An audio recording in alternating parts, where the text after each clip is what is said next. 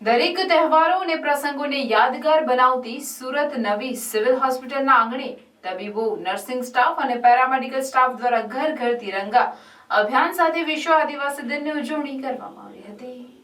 હાથમાં તિરંગા, ફુગ્ગા અને વંદે માતરમના જયઘોષ સાથે મુખ્યમંત્રીના રાજ્યભરમાં યોજાનારા ઘર ઘર તિરંગા અભિયાનને સમર્થન આપ્યું. સાથે જ આદિવાસીઓના વિકાસની સરાહના કરતા વિશ્વ આદિજાતિ દિનની ઉજવણી કરી હતી.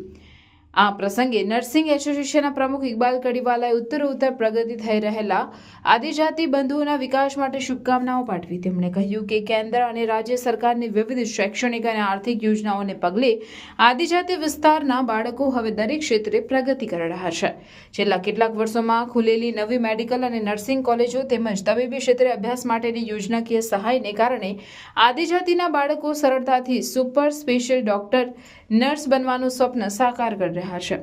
વધુમાં તેમણે કહ્યું કે આદિવાસી વિસ્તારની દીકરીઓને નર્સિંગમાં પોસ્ટ ગ્રેજ્યુએશન અને ડિગ્રીની સાથે અન્ય વિષય વિદેશ અભ્યાસ માટે પણ સરકારની શૈક્ષણિક સહાય પ્રાપ્ત થતાં હવે દીકરીઓ આત્મનિર્ભર બની છે, જે સર્વાંગી વિકાસનું ઉત્તમ ઉદાહરણ છે.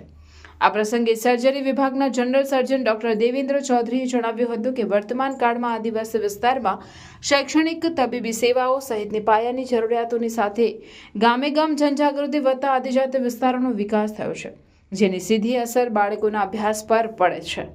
સરકારી યોજનાઓ અને અન્ય સુવિધાઓને કારણે આદિવાસી બાળકોને પણ સમાન તકનો લાભ મળે છે, જે સરવાળે તેમના જીવન ધોરણનું સ્તર ઊંચું લાવવામાં મદદરૂપ બને છે.